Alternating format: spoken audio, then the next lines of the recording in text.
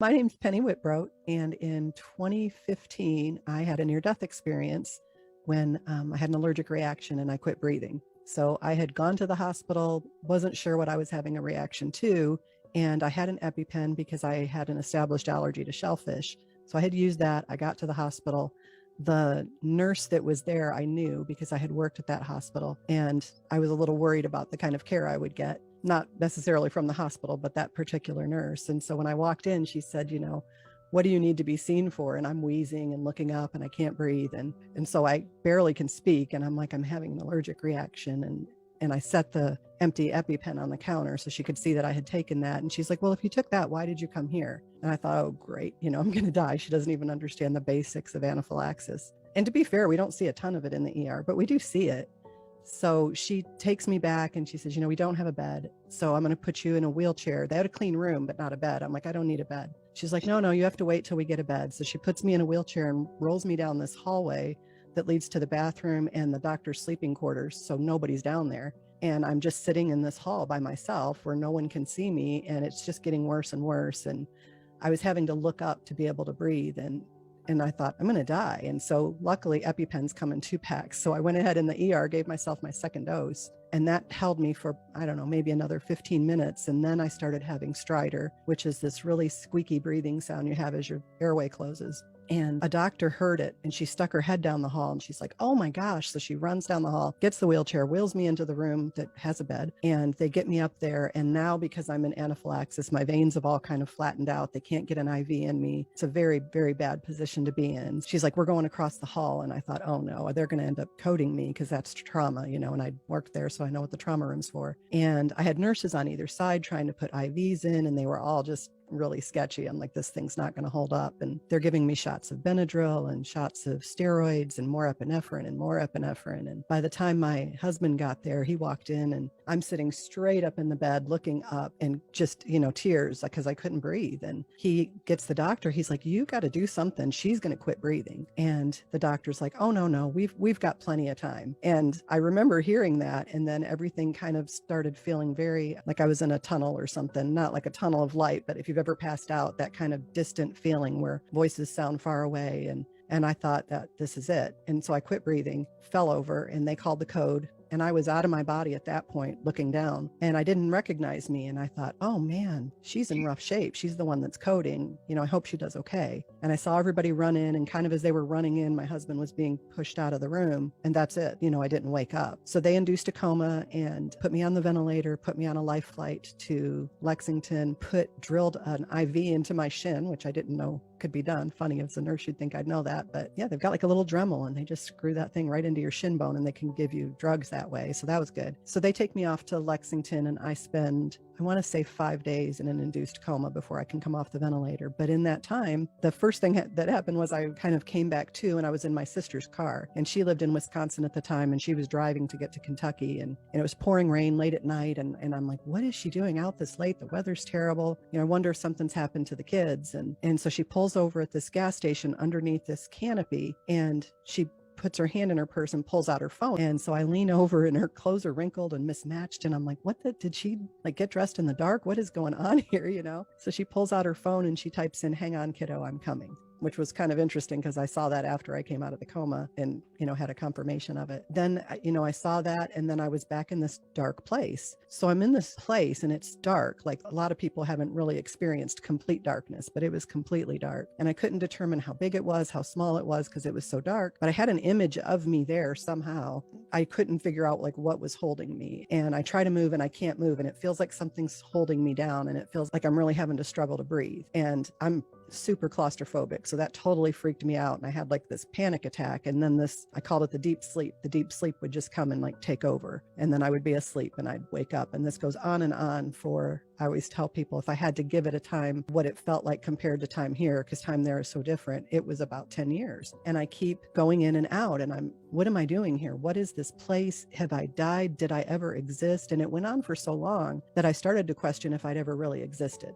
I thought, maybe I've been here so long, maybe something terrible happened and I was cast away to this place, and I've just made up that whole life just to have something to think about and cling to. And, why is no one looking for me? And I couldn't figure out what was going on. And something tells me or I get this inclination to lean forward. And so when I say lean forward, I don't mean like at the waist, I mean lean forward like this. And when I did it, all of me went like that, like a plank. The direction that I was pointed in, I could move that direction. And I'm like, oh my gosh, I can move. This is incredible. And so I saw like a light way off on the left, and I thought, okay, I'll go that way. So I turned my body and I'm now flying crazy fast that direction. And you can't see anything, super dark. And I'm thinking, man, I hope I'm in an open space or I'm going to run right into something. So I get to that light section. It's kind of like a barrier and there's something on the other side. And so I just kind of kept staring and kept staring.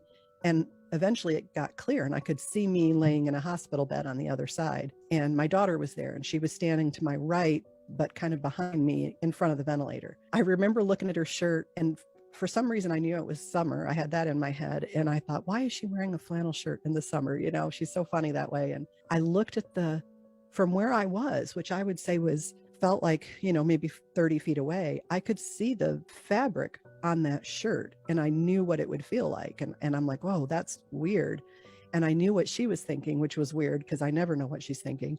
She's a very private person. I started kind of surveying the room. I could see that I was in soft restraints so that I couldn't move my hands. I looked to see what drugs I was on and I looked at my vital signs and I'm like, okay, I'm critical but stable. I'm in a coma because I know what those drugs are used for. And apparently I'm just in a coma or something. And I'll wake up and I'll be all back together again. And I thought, well, this is great. Hopefully I survive and I can get back in, or I die and things get straightened out over here so I'm not stuck in this dark place. And I kind of refocused and was looking at my daughter and I could feel her feelings and hear her thoughts. And she was scared. And she's like the most stoic person I've ever met. And it just broke my heart that she was scared because it's not anything she would ever even tell me, And so I put my hands out to grab her and pull her to me and hug her. And my hands hit the wall and I just lost it. I don't know what's going on here. I was sure that, it had something to do with God. And I was like, what are you doing? Why would you torment me like this? What have I done that's earned me this? And I just was so frustrated and enraged, and I got sucked back into the darkness. And so I wake up again and I'm like, okay, you know how to move now. Let's go. So I go back toward the left. I get to the light and the barrier, instead of being hard, this time is more like a bubble. And so I put my hand to touch it and my hand went through and I'm like, oh, that's so cool. And so I put my other hand through and I'm like, okay, can I just pop in over there? And I did. I just went right through and I was over me. And I was looking down at the bed and I made it over. Like, what do I do now? Do I lay down on top of me and will I get sucked back in?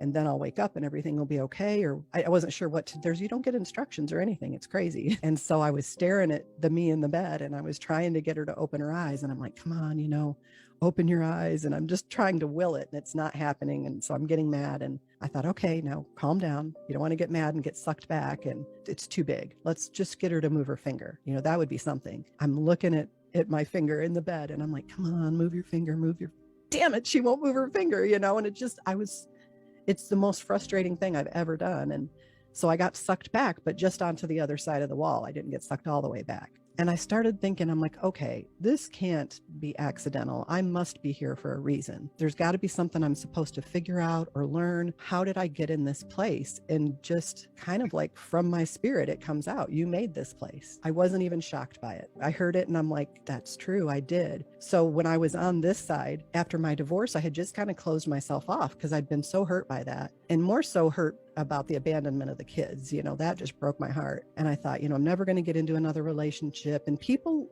I enjoyed working and had friends at work. I didn't socialize with anybody outside of work. I have social anxiety anyway. And so I would get really stressed at answering the phone and it was just getting worse and worse. And so I had just completely kind of built this wall around myself to protect me from ever being hurt again. And, the things that you build up here are stored up in heaven and you have to deal with them, whether they're good or bad.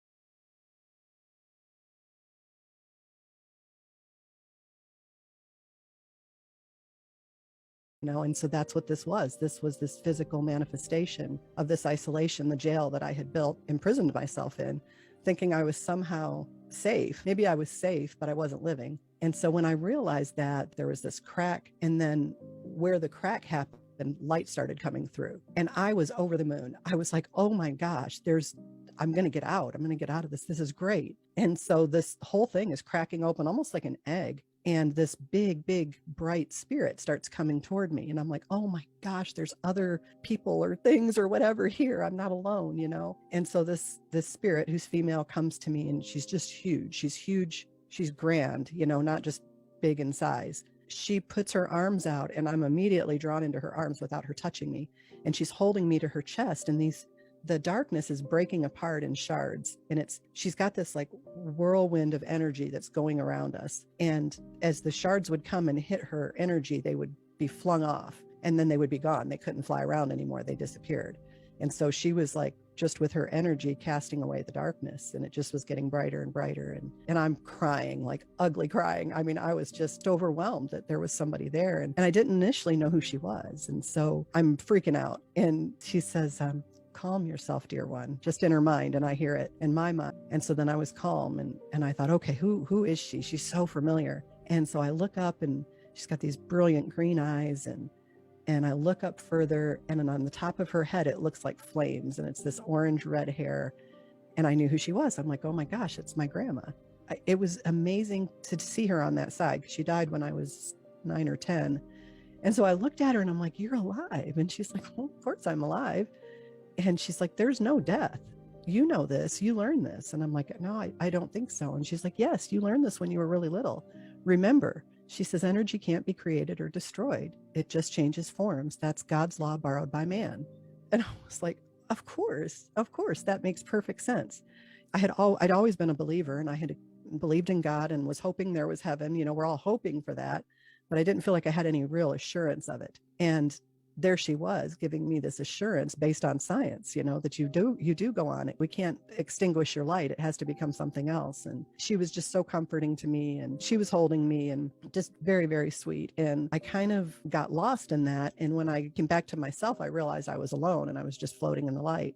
Just was enjoying it. It was really nice. And then all of a sudden, everything shook. It was more like an earthquake from the beginning of time to the end of time. Like things that didn't even exist yet were shaking. It was crazy. I could feel it all the way to my middle. And I knew it was God. And so I immediately tried to start thinking of good things that I had done, because I'm like, he can read my mind. Pull something good up to the front, because I don't know, there's been some bad, and I don't want him to lead with that. And I couldn't think of anything. I've been a nurse. I could have thought of a million things, but I was stumped. And all of a sudden, there's this light, and it's much brighter than the light that I'm in. And it gets closer and closer. And he says, I am. And I had heard that a million times, the great I am, all these different things. And I never really understood it. But, he was making this declaration that the creator of everything was here. And I really understood it in that moment when he said that, I'm the one who made you. I'm the creator of everything. Everything exists as I will it so. And it was just crazy. And so I'm still trying to think of good things. I got nothing. And so I get this sense that we're going to look at my life, and he starts with good, which I appreciated. And he shows this situation where I'm at a store, and the lady in front of me doesn't have enough to pay for her groceries, just cents. And she's trying to figure out what to put back. And I remember how that got me in my gut, because I had been that single mom for years. And, you always put back the thing that you need, not the thing that your kid would enjoy. And so she's like, well, and you can see her putting back like moisturizer, and she's not going to put the kids' mac and cheese back. And I'm like, oh, I've so been there. And so I fish in my purse, and I get what she's short, and I hand it to her, and she doesn't want to take it. And she's just super embarrassed. And I'm like, it's okay. I've been there. Take it. Don't put anything back. And it just broke my heart for her. And he showed me that situation played out years ahead.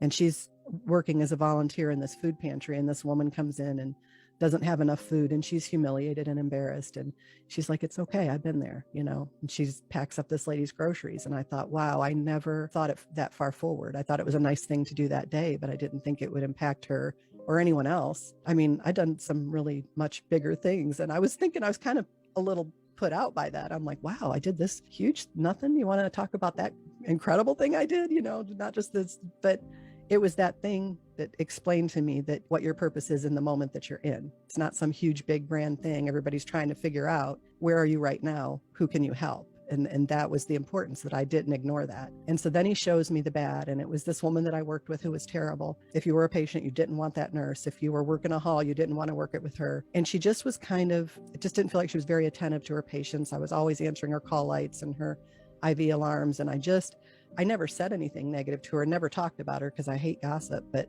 in my heart, I was holding this, over her. And God flashed back and showed me her whole life, and showed me the things that her dad had done to her for years. And I mean, it was amazing that she wasn't a psychopath. And here, having been used in her whole life, what does she decide to dedicate her career to? Helping other people. And I'm like, is she doing a great job? No, but I mean, considering where she came from, she's doing great. And God's like, you have to control your thoughts. You're having all these negative thoughts about her, and that has energy, and you're putting it on her, and you're making it harder for her to be who I intended her to be. You're chaining her. And I felt so bad. I thought I was doing so well by not speaking those things and not gossiping and not being hateful to people. But if you're walking around harboring it, you're injuring them just the same. And he's like, you have to look for the good in her and capitalize on that. And then I felt so bad that I hadn't done that, because I had such an opportunity to do it, to point out any good that she did. I could have done that. And it changed me. It was good. There's a million things that happened that I never get to talk about because it would take weeks. But at that point, I'm trying to decide, whether I trust God and I want to let God in. And because I knew he knew me and knew everything about me. And I just didn't know whether I wanted to let that kind of power have any sway over me. And so I was standing there and I had to make this choice, was I going to kind of surrender myself to God? And I thought, okay, I will. And his energy, kind of this light, came through my toes, up my legs, into my middle. And it was like a cloak. It was swirling around inside me, like healing hurts and all these things that I didn't even remember were problems, and went up, and it went around my heart and up through my throat and my mouth. And I was able to sing just these beautiful songs. And I'm like, where is that coming from? I'm a terrible singer. And then it kind of came up, and it was going to come out of my eyes. And it was so warm and so accepting and loving that I didn't want to let it out. So I squeezed my eyes shut, and it shot through my eyelashes and my eyelids and hit the light that was God on the outside of me, and then came rushing back in, went up through all the different curves in my brain, and was lighting up my brain. And everything I had never understood, I understood. And everything I didn't know that I didn't know, I knew. And, he blocked that. I didn't get to have that coming back, but it was amazing in that moment. Like, everything finally made sense. So we kind of go through that moment, and we're going to go through this journey. I wasn't understanding, like, if we were going to go over and I was going to stay permanently, or what was going to happen, but I knew I had to make a decision on this part too. And I got all kind of irritated inside, and I was like, whoa, wait a minute. You're overwhelming me with all this love and goodness and stuff. But where were you when my boys were struggling, and my daughter? Where were you when their dad left? Where were you when they walked to the mailbox every day to get something he promised to them that never came? Where were you? It was one thing for me to struggle through that divorce, but they were kids. These are innocent children. Where were you? And it was pointed, and I was angry. And he didn't even flinch at that. He understood, and he's like, oh, dear one, you've completely misunderstood me. Let me show you. And so he flashes forward, and I can see I'm sitting in the seat in the bleachers next to my son, and my oldest grandchild is playing soccer. So at the time when I quit breathing and had all this medical issue, he was 2, but in this vision, he's 5. And so he's running up and down the field. And I remember looking at him and seeing the sun on his skin and on his hair, and just being like, wow, he's just so alive, and he's running. And my son looks over to me and he says, Mom, I'm going to be the dad to him that I deserved. And I'm like, oh, you're breaking that chain. You're breaking that cycle of broken homes and absent fathers. And you're doing that through, my kids. And it still gets me every time. And I thought, okay, if we had to be the generation to take that hurt, to be able to turn it around, okay, then it's okay. And it made sense to me. And, I've since shared that with my son. But so when my grandson was 5, I was actually at a soccer game, and my son actually looked at me and said that. And I was like, okay, because you get really far out. If you have a fantastical experience, the further out you get from it, the more you kind of question it. You're like, well, but that was God's confirmation for me in that moment. And he's like, keep going forward, you're on the right track. And it just was so important when I saw that, I just completely was okay to let myself be 100% vulnerable to God. And so I just opened up, and he grabbed my hand and we started going through the spirals of my DNA. And I was, looking at everything. And as we would go through a strand, I could feel it like stroke over my skin. And I was like, oh my gosh, that's just amazing. And we're going, and it's super fast. We're going really, really fast. And we get down to this one spot, and he just stops, like, hitting a wall. And he says, do you see me? And I'm like, well, yeah, you're everywhere. Of course I see you. And he's like, no. And he points to this spot in my DNA. And he's like, right there. Do you see me? And I looked, and I did. And it was in that part of our DNA that they call junk DNA, that we don't know what that DNA does. And it was funny because it hadn't actually been that long ago that I had read about junk DNA, and he was right there. And I was like, oh my gosh, you're in me? And he's like, yeah. And it just blew me away. And so I knew at that point that if we went past that, then I was staying. And I'm like, all right, I'm in, let's stay, And I felt like so loved and accepted, like I didn't have to do another thing. A lot of us have this idea that you've got to constantly be doing for God to be loved. You have to be doing something that measures up. And it wasn't like that. He loved me because he made me, and he adored me, and he thought me up. And I remember thinking, how long did he think of me? Because I thought of my children before I had them. And when I first got pregnant, what would they be like? And what would their lives be like? And I thought it can't be much different for God. He's knitting you together, and he's got to be, kind of seeing you live out your life. And I thought, how long did he think of me before he decided to make me? And he made me on purpose. He could have made somebody else, but I'm on purpose for a purpose. And I'd never really gotten that. And I looked back at my life and I thought, you've wasted it.